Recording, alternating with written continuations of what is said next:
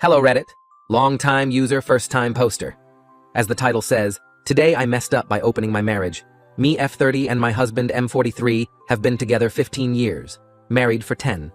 To say that our time together has been great would be a lie. We have our issues like every couple does, and we don't allow it to sway each other apart, but today was the first time in 10 years I've considered divorce.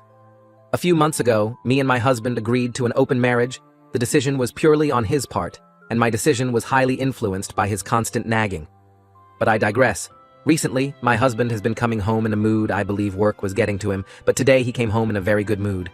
I knew this meant he must have found a woman. There was no other possibility, so I asked what had him feeling so great. His response made my stomach drop. It was my sister, 18F. I saw red, I began screaming and calling him names I don't wish to repeat here. It ended in me packing a bag and leaving. I just couldn't believe it. My teenage sister and my husband. I feel disgusting. He hasn't contacted me in the few hours I've been gone. I'm typing this sat in a Starbucks parking lot. I think I should tell our parents, but they don't believe my sister can do any harm. They had me accidentally when they were young, whereas my sister was planned. I want to leave him. I don't think I can face him or my sister again. Update. Hello all. Thank you for all the responses. Everyone has really helped me open my eyes of how terrible not only my husband and my sister's situation is, but also mine and my husband's. I never thought of my husband as a pervert, but you guys have really helped me see. It is true, we met when I was 15. Me and him got together with my parents' approval. Growing up, my parents severely disliked me. They had me at 18 unplanned, and I ruined their chances of a successful future together. I think they wanted to just get me off their hands, even if it meant approving a marriage with a much older man. And honestly, I wanted away with my parents too, so I convinced myself it was cool to have an older boyfriend and sucked it up the whole relationship. Now for the update. I decided to speak to my sister despite mine and hers differences. When I asked her what she was thinking, she didn't know what I was on about. And that was when she shown me a bunch of one-sided texts from my husband. She told me that he made an advance on her and she rejected him, thank God. Which lead to the question, why was he so happy and why did he lie? I told my sister to block him before arranging a chat with him.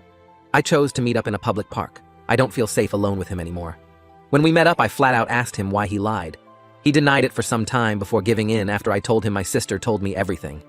He said because me and my sister weren't close, he wouldn't have thought I would go to her, and that he lied to test the water. He had his eye on her for some time, and he wanted to see how I would react. After this, there was a whole lot of him telling me I was overreacting. I wrapped up the conversation and told him I was seeking a divorce. I knew I was young when we got married. It never hit me how much of a sick pervert my husband is. I'm on a wait list for therapy now, and I hopefully can start my healing journey. I will keep you updated if anything major happens. Thank you all for opening my eyes. Edit. Thank you everyone for being so supportive. On my original post, I received so much hate and was accused my situation was fake and not true. Sadly, this is my reality. I appreciate everyone being so kind. You're all helping me get better already. Edit 2. I'm not in the States. I'm from Europe. Story 2.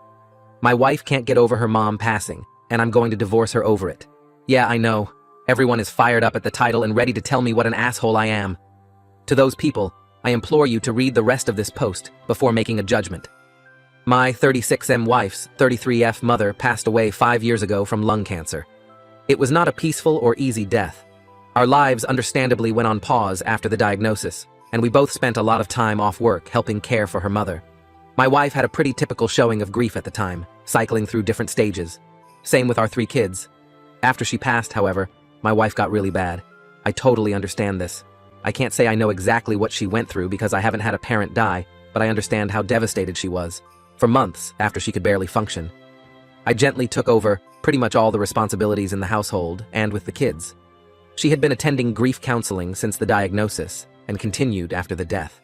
None of this is the problem. I endeavored to be as supportive as possible. She cried on my shoulder every night for months, and I just thought this was the worst of for better or worse. The problem is that after 5 years, she does not seem any better or more functional. She stopped grief counseling about 4 years ago and refused to go again, stating it would not help her and that nothing could. About a month before any major holiday, she will have a major downturn. In bed half the day, crying all day, does not want to interact with the family, does not have the energy to do anything around the house. This will go on every single day until about a week after the holiday ends. Every holiday is intense grief, just as much now as it was 5 years ago. October, November, December, and January, her mom's birthday month, every year, are particularly bad. I am essentially without my wife. and am a single parent to my 3 kids. Altogether, she is completely incapacitated by grief for about 6 months out of the year, and has been the past 5 years. When I say incapacitated, I mean incapacitated. When she is in the depths of her grief, she is completely incapable of intimacy with me or the kids. There is no cuddling, spending time with us, going on family outings. I don't have sex for half the year. I've stopped asking her if she wants to talk about it because she can't get any words out between sobs if she tries. What hurts the most is that the kids have stopped asking or being concerned. If they see their mom in bed when they get home, they just go about their day and might casually mention, "Oh, mom is sad today," if their siblings or I ask where she is. They don't really seek affection with her anymore, because they rarely get anything more than tears. I've discussed this with therapists, my parents, friends, etc., and I know all the rebuttals people have for this, so let me preempt them. She is unwilling to go back to therapy for grief counseling or to see a doctor for depression. Yes, I know she's severely depressed. I can't force her to go to the doctor. I've tried so much. Yes, it really is just as intense as it was 5 years ago. No, I never tell her to get over it or blow her off. On my worst days, I just give space and leave her be. Most days, I try to offer her some comfort. If you want to judge me for leaving her alone, whatever, but know that I feel like I essentially have caretaker fatigue at this point. No, she does not have a history of depression, but she does have ADHD. Don't know if that's relevant. I feel like my wife died when her mom died. I would do anything to get her back, even a small piece of her, but she doesn't seem willing or able to move on past her mom's death. I feel awful for considering a divorce, but I don't know what else to do. Update. I just kind of threw that post together as a stream of consciousness vent on my break at work. I didn't go back and look at it until later, because I just assumed it would get buried since I've never had anything I posted get any major attention. And honestly, I thought I was going to get eviscerated in the comments for being insensitive or uncaring. I was floored by the number of responses and really kind DMs I got and felt a little overwhelmed at the idea of responding to them all, so I figured I would post an update here. A few people mentioned I should have her involuntarily admitted to a medical facility. I didn't mention in the original post, but I did ask our family doctor about that maybe a year ago, and he told me that unless she is a threat to herself or others, it's unlikely to happen. I looked this up myself as well, and that appears to be true for the state we live in. I do agree that she needs medical treatment. I suspect that during her year of grief counseling after her mom's death, that she was not honest with her counselor. I have a distinctly sad memory of her coming home after one of her last sessions and telling me that her counselor said she probably wouldn't need to go much longer. Then she went and laid down on the bed and cried. I haven't been able to convince her to go back to counseling. However, I'm glad I posted to Reddit, because somehow I hadn't really considered that she might need more intensive treatment than just counseling. I also saw one comment that scared the hell out of me, that she may do something drastic if I give her a divorce ultimatum. With those things in mind, I don't think doing that is the way to go. Instead, I'm planning to write her a letter explaining to her how we need her back, and that we love her and care for her deeply, but she needs more help than we can provide alone, and tell her that she needs to go to the doctor and be honest about what she's been going through. Update. I wasn't planning to post again, but got a lot of supportive messages asking for an update, so here we go. My soon-to-be ex-wife has completely lost her fucking mind. After my last post, I spent a couple of days writing the letter to her. In it, I explained that the kids and I love her dearly, and that we're concerned for her. I outlined all the worrying behavior, and told her that I believe she needs to seek additional medical care. I explained that it sounded like she had complex grief, thank you everyone who pointed that out, and that the grief therapy she went to years ago was insufficient to help her get through it. I did not say anything about potentially divorcing her, but did say that the kids can't continue to live in their current situation. It was a long letter, and I don't really feel like transcribing it here. I read the letter to her the same night. I finished writing it after the kids had gone to bed. After I finished reading, she just stared right through me, 1,000-yard stare, for probably 15 minutes, then finally stood up and started walking to the door. I panicked and tried to stop her, asked her where she was going. Can we talk about this? I'm concerned for your safety. She rolled her eyes at me and said in the coldest voice I've ever heard her use, I hope when your parents die, someone doesn't tell you to get over it. After that, I didn't try to stop her. I just let her go. I was pissed off for maybe 5 minutes before the panic set back in. I legitimately thought she was going to end herself. I checked my phone and she had turned her location off. I called and texted probably 50 times over the next hour, begging her to at least let me know she was okay and that she wasn't going to do something drastic. Right before I was about to call the police, I got a call from her phone. I answered immediately, and before I could get much of anything in, a man's voice told me, "She's fine, but she doesn't want to talk to you," and hung up. I felt like I was having an out-of-body experience at the time. I had no idea what the fuck was going on. I almost called the cops anyway, but I was disassociating hard and talked myself out of it. I kept calling her phone all night, but no one picked up again. After about 2 a.m., it started going straight to voicemail. I barely slept that night. When I woke up the next day, she wasn't home. I took the kids to school, daycare. I normally do this, and my wife is normally still asleep while I do, so thank God they didn't ask where Mom was. I tried calling my wife's phone more all morning, but still voicemail. I called her office and asked if she was at work, and they told me she had called in sick. I called in sick to work as well and basically just sat on my couch, trying to get a hold of her, while being a nervous wreck. I called my mom as well and asked if she could pick the kids up from school today and watch them overnight. I didn't tell her everything that was going on yet, just that something had come up that was urgent, and I needed some help. My wife walked in the door sometime after 4 p.m. I tried to hug her, and she shied away from me. I asked her where she had been. No response, just a blank stare. I asked her who had called me from her phone. No response, blank stare. At this point, I was frustrated and told her that if she didn't want to explain what was going on, she could get the fuck out. I regret saying it that way now, but holy shit was I frustrated.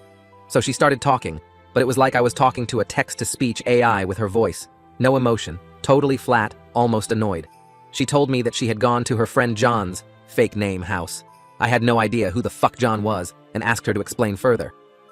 Over a 2-hour or so conversation where I had to pry details out of her, I got most of the story. She was answering like a lawyer, very basic answers, no details or context outside of exactly what I was asking her. Basically, John is a coworker. I've met the dude once or twice at office party type events, but never really talked to him. I never saw him hanging out with my wife or showing interest in her. But apparently, over the last year or so, she has been spilling all her feelings about her grief over her mom's death to him, and he's been comforting her. He had a parent die from cancer too, so I guess she felt they had a connection she didn't have with me. After I read her the letter, she says she realized that I don't care about her or her mom's death, and went to John's house to talk, be comforted. I flat out asked her if she was having an affair with him, and she told me no. I asked her why she never mentioned she was close friends with this unknown guy, and she told me it was none of my business. I asked her if anything had happened between them while she was there, and she says they cuddled, and he held her while she cried. I asked to see her phone to check messages between them, and she refused.